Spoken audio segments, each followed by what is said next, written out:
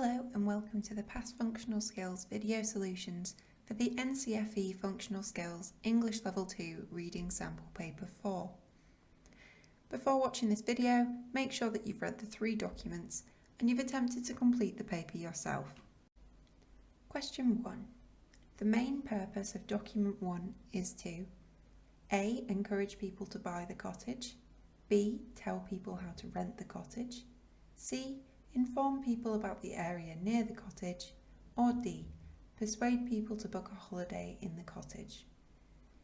So here we need to look at document 1 and we want to find the main purpose. So the main purpose of a text is the main reason why the writer is writing.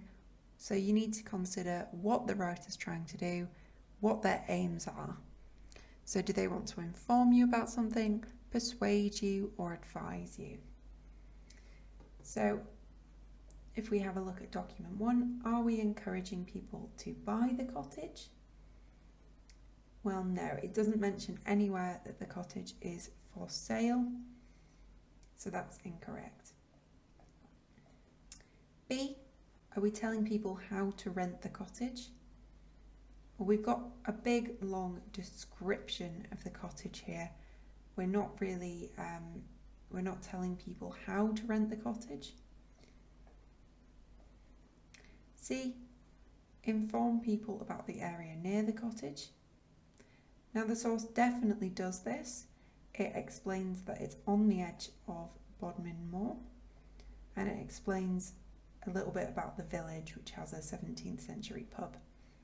However, that isn't the main purpose of the text. Overall, the aim of the text is to persuade people to book a holiday in the cottage. How do we know this?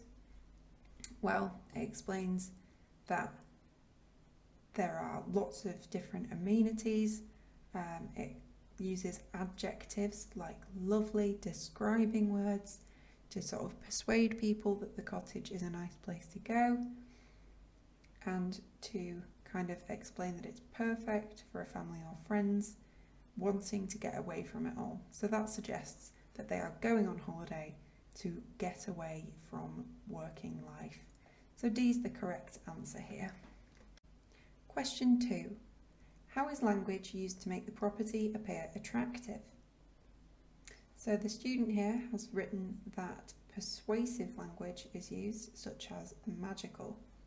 So this is a use of language, and it makes the property appear attractive. So it persuades people to go there because it makes the property seem very appealing. And we can see lots of examples of persuasive language that is going to persuade people to stay there, to make it seem like an attractive place to go, like perfect, that's a very good adjective there, and lovely. Now you could mention other language techniques there other than adjectives, persuasive language, but this student would absolutely get this mark. Question 3. If it rains a lot and is cold during your stay, name 2 things in the cottage which will be useful. So we need to focus on if it's bad weather. So that suggests that we need to stay inside if the weather's bad outside.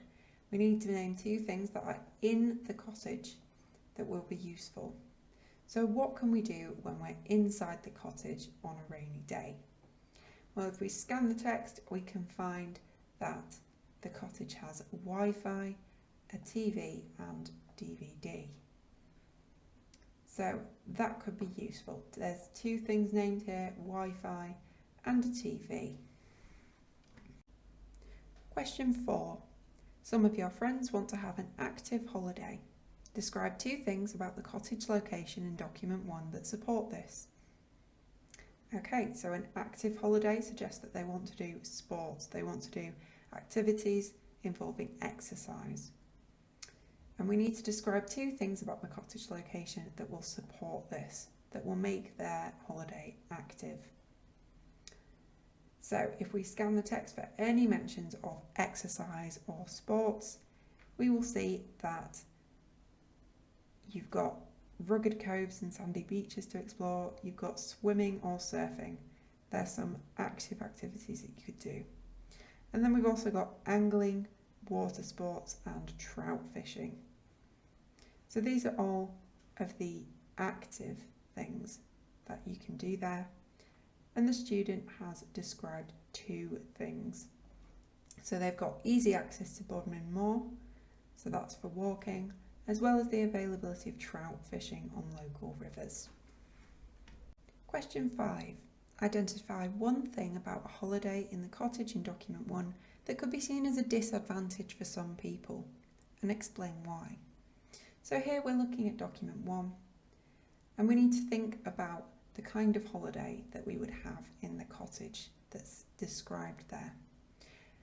And we need to see if there are any disadvantages for some people, and then explain our answer. So we're looking for disadvantages, negative things. So there are a few different options here. It says that the cottage is reached via a narrow lane and is best suited to small and medium-sized cars. So if you've got a big car, you probably wouldn't want to go there. And we have the village that is 1 mile away. So if you didn't want to do very much walking or you weren't particularly mobile, then you might not want to go. So you do need to think here carefully about what might not be helpful for certain people. You need to draw some inferences from the text. So it's not explicitly stated in the text that you can't bring a big car, so it might not be suitable for you. And it's not explicitly stated that people with low mobility cannot go to the village, but you have to infer that from the text. So the students identified that the village and shop is 1 mile away, which could be a disadvantage for those with accessibility issues or troubles with walking, who may not want to walk to the shop.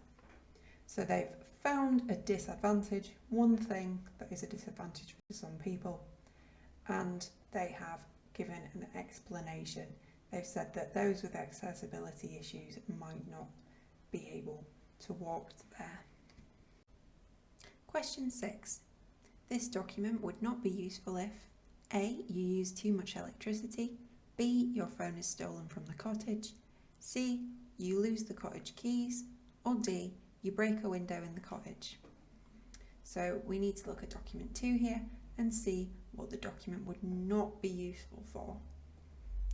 So we need to see if the text gives any information that would be useful in any of the following circumstances. So let's have a look at A. You use too much electricity. So electricity is not really mentioned at all in the text. So that one is correct. The document would not be useful for us if we use too much electricity because it doesn't give us any information about what the consequences of that would be. Option B, your phone is stolen from the cottage. Well, we have got information on what will happen if your phone is stolen. It says that all personal property belonging to visitors is their own risk.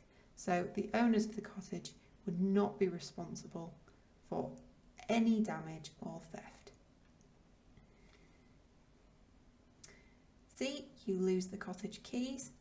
Have we got a mention of keys? Yes. Guests will be charged £25 for every replacement set of keys. So it would be useful in that circumstance. And would the document be useful if you break a window in the cottage? Yes, it would. It says that guests must pay for any and all damages, so you'd have to pay for the breakage of the window. So the answer here, the document would not be useful if you use too much electricity. Question 7. Select 2 things that are the responsibility of the owner of the cottage. So here we need to read the document and find 2 things that the owner of the cottage is responsible for. So we're going to scan the text and try to find some information about what the staff will do for you. Well, the staff will clean and prepare the cottage prior to your arrival. And they will confirm if they can accept requests for early or late checkouts 2 days before arrival. they will also send a reminder email to you about payment. So you can put down a few of these options here. So cleaning and preparing the cottage prior to arrival, and sending a reminder email about the balance and charging it to the customer's credit card within 2 days. Those are both things that are the responsibility of the owner of the cottage. Question 8. If you rented this cottage, give 2 reasons why you might incur unexpected costs. So here we need to look at the document and find 2 reasons why someone might get unexpected costs as a result of their visit. So mentions of unexpected costs, well, we've got guests will be charged £25 for every replacement set of keys. So if they lose the keys, they've got that unexpected cost there. And if they cause any damages, they must pay for them. Another unexpected cost that they might incur is they've got to pay a deposit, and if they cancel, then they will have to forfeit the deposit, so they will have to pay. And they will also be charged if they cancel less than 90 days before their arrival date. So the student has identified here that if the keys are lost, a replacement set needs to be paid for, and any breakages need to be paid for as well. So they would get an unexpected cost due to those 2 reasons. Question 8. If you rented this cottage, give 2 reasons why you might incur unexpected costs. So here we need to look through the document and give 2 reasons why you may incur unexpected costs. So any costs that are mentioned that we won't expect. So obviously we're going to expect that we have to pay for our stay at the cottage. However, we might incur an extra charge, an unexpected cost, if you would like staff to clean during your stay, if you request that to happen. Another potential unexpected cost might come if you lose the keys, because you'll be charged £25 for the replacement set. If you cause any damages, you might have to pay for any and all damages. And if something is stolen, you'll have to replace it yourself. The owner will not be liable for any damage or theft. You may also incur extra charges. You will forfeit your deposit, or you'll be charged for balance payment if you cancel. So here the student has given 2 reasons: the loss of keys and any breakages being needed to be paid for. Question 9. Explain in your own words ways in which the owners try to keep their costs down. So we need to have a look at the document and find ways that owners are trying to keep costs down. How are they saving money? And we need to explain in our own words these ways. So ways that they keep the costs down: guests are paying for the damages and the replacement of keys, and the owners aren't liable for the property of visitors. And then they also keep costs down by giving no refunds for cancellations and charging people for reservation costs, making them forfeit their deposit. So explaining this in our own words, we can say that guests lose their deposit if they cancel within 90 days of arrival, and this discourages people from cancelling bookings. And the owners are not being liable for breakages, means that they can reduce their cost on replacing items. So we've identified 2 ways in which the owners try to keep costs down there. Question 10. Describe in your own words what the owners expect from guests. So here we need to identify in the text what the owners are expecting from their guests. So what do they need the guests to do? And describe this in our own words. So we're not using quotations from the text here. So what do they expect from guests? Well, they expect them to remember that they're renting a home, not a hotel room. So they should respect their home. And they should agree to leave the cottage in the same condition as they found it. They are also expected to check in at 4 p.m. and check out at 10 a.m. unless they have already requested an early check-in or late check-out. They're expected to pay a deposit, and they're expected to pay for any damages and for any keys that need replacing. So there's lots of different expectations here, and there might be a few more in the text, but the student has written that they're expected to not smoke in or around the property, and they have to pay a deposit, which will be refunded if nothing is broken. So there are two things that owners might expect from guests. Question 10. Describe in your own words what the owners expect from guests. So here we are looking at expectations from guests mentioned in the document. And if we scan through and look for any of the responsibilities that guests have, we can see that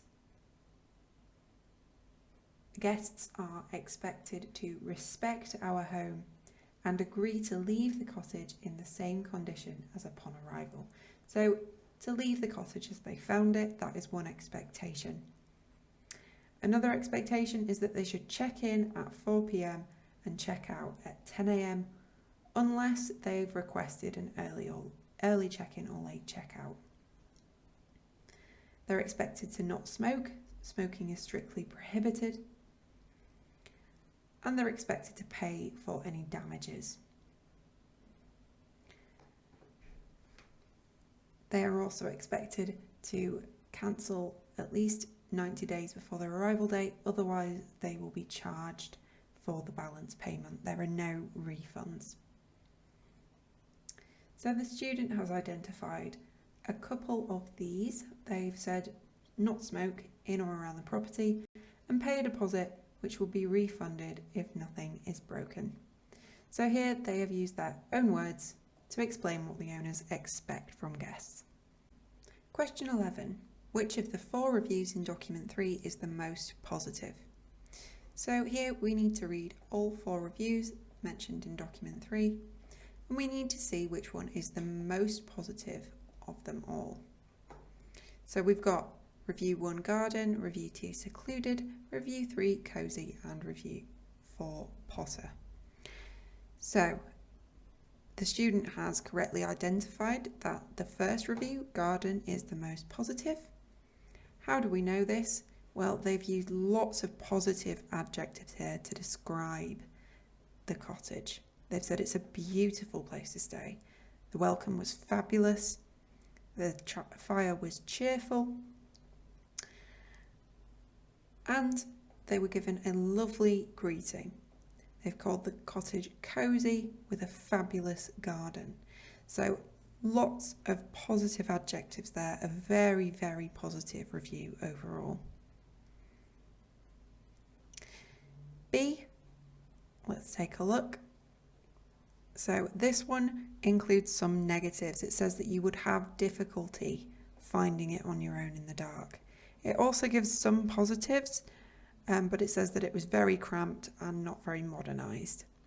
So that's quite a negative one. Cosy, this one says that the cottage fit the bill perfectly, so that suggests it's very good. And it uses some positive adjectives like beautiful and tranquil. But unlike the first review, garden, we have got some negatives in here. It says that the parking was problematic, and if you use too much wood, you will need to buy more for the fire. And then it keeps going and explains some more positives and some more negatives. So it's sort of a balanced review, that one. And the final one says that it was nice to have a warm fire, so that's a positive. And they would recommend it. However, they didn't like the weather. They used this sarcastic phrase, wonderful weather, to show that it was poor, and they say it rained all the time and was very cold, which is quite a negative. So of the 4 reviews, the most positive is garden. Question 12. State 2 negative things about the cottage written in the reviews in document 3. So here we're looking at document 3 and we need to find 2 negative things about the cottage. So negatives, we're looking for downsides, things that people don't like. So the first one's very positive, so we're not going to use that one. The second review, it says that it's very difficult to find the cottage in the dark and parking is very awkward. So there's some negatives, some disadvantages. It also says that the cottage is uneven and it's got these narrow, steep stairs. So that's quite a disadvantage there. It's got some damp and condensation. These are negative things. It's very cramped and it's not modernised. There's all kinds of negatives written in that one. And you'll probably find more negatives if you have a look in these two as well. So the student has identified just 2 negative things. They've said that parking's very awkward, and they've said that if you use the stoves a lot, you have to buy your own firewood. So these are things that people have complained about. They're negative things about the cottage. Question 13. Identify one extract from document 3 that is ironic or sarcastic and explain your answer.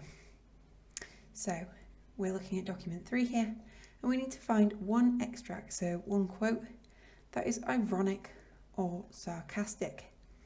And then we need to explain why. So if something is ironic or sarcastic, the writer is saying something that is the opposite of what they really mean. So here we can see that Potter review has mentioned wonderful weather. And then we know that that's sarcasm because it says that it rained all the time and was very cold. So obviously that's not very nice weather.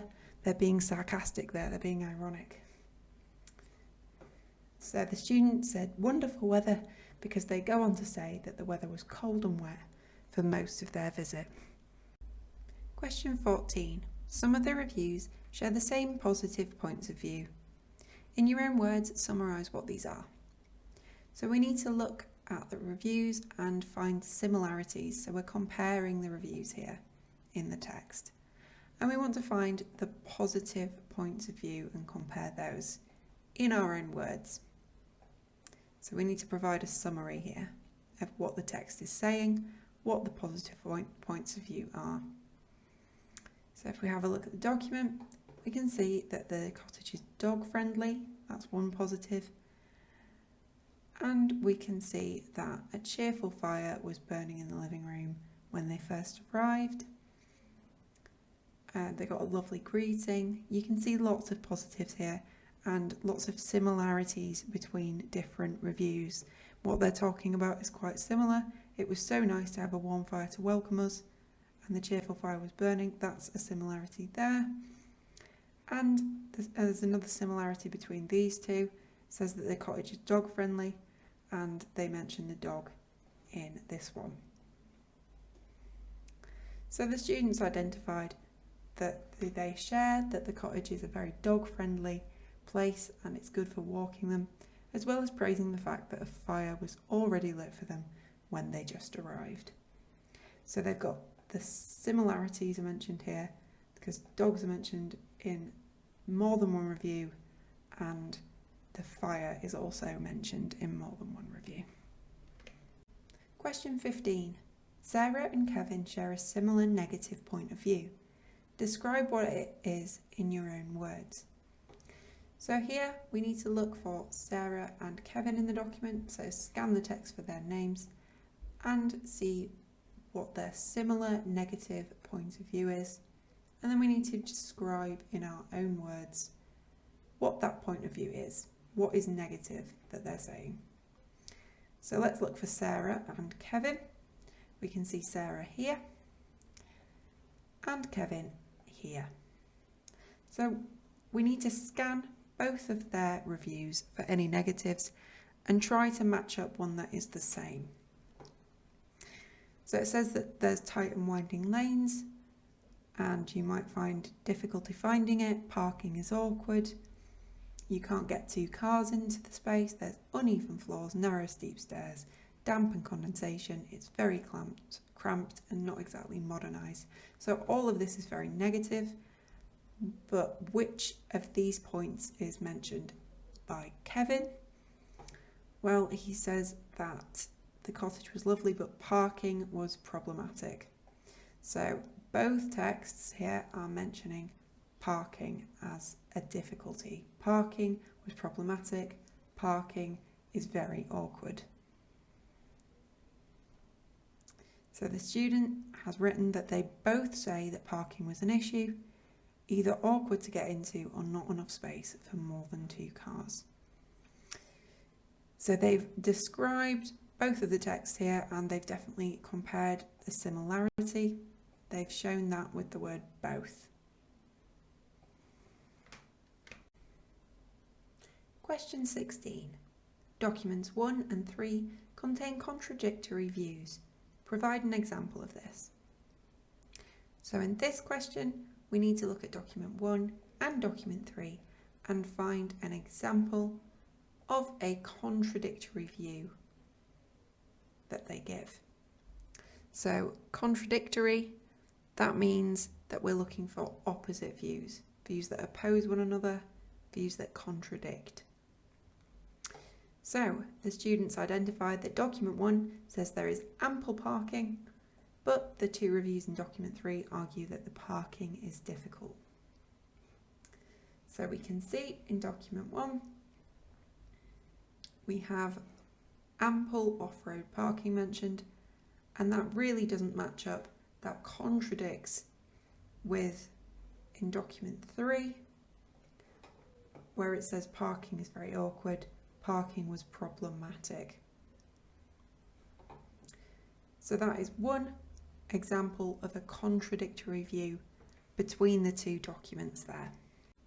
Question 17. 3 couples interested in outdoor activities are considering a holiday in White Rose Cottage. Based on the information provided in the documents, would you recommend the cottage? Explain your decision. Okay, so here you could say that you recommend it, or you could say that you don't recommend it. And you've got to select appropriate information from the documents to support your choice. So if you say that you recommend the cottage, you're looking for positives in the documents. And if you're saying that you don't recommend it, then you would look for negatives. Now the student here has said that they would recommend the cottage. And they've explained why. Explain your decision is the key part of this question. So they've said document 1 states that the cottage sleeps 6, which is the number of people in the party. So we've got 3 couples there, 6 people in total. Additionally, they say that they're interested in outdoor activities, and document 1 states that it's near outdoor activities such as water sports. So yeah, they're interested in outdoor activities. Water sports would definitely cover them. So the student here has used document 1 to recommend the cottage.